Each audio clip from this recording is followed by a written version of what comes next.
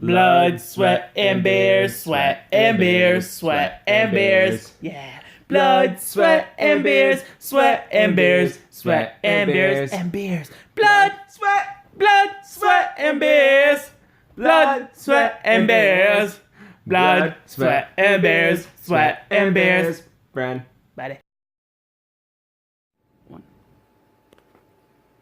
Come again? What's that? Got it, Cotton. Yeah, got it. Thanks, Cotton. All right, guys, welcome back. I'm actually here live at training camp. It's loud as fuck out there on the field. I'm actually in the booth. And I'll tell you what, things are really heating up. I got a couple hot takes. This is going to be called Six Pack on the Go. So, first take here is going to be Julian Edelman. He is one of the top wide receivers in the NFL. Wait, what's that? Really? Julian?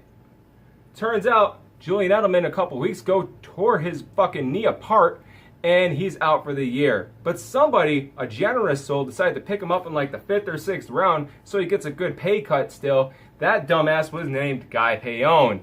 Way to fuck up, Guy. You were probably sitting on the toilet masturbating while you were doing your draft, and that's why you got so distracted. The guys on the camera were really hot, and you probably couldn't look away at the time. Next, we have... No, he didn't. No, this might be fake news, guys. Not sure if this is a legitimate news source, but just came in that Justin and the Friday Night Miller Lights drafted number 2 pick.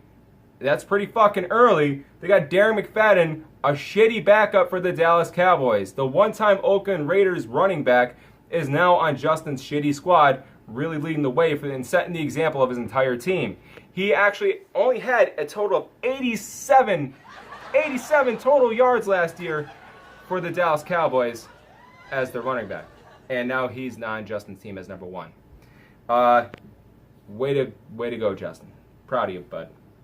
Okay, now we have Spencer Ware, picked by Josh Snook. Solid pick if he wasn't out for the year. Way to jump the gun, Josh. We told you at draft day he had a sprained knee. He was probably going to be injured. You said, fuck it. And you picked him up in like the 4th anyway. And guess what? He's out for the year. But thanks to you, buddy, I got Kareem Hunt, the next hot take here, in like the 6th round, who's the starting running back for the happy little passing running back Kansas City Chiefs. So thank you, buddy. I really appreciate those draft points.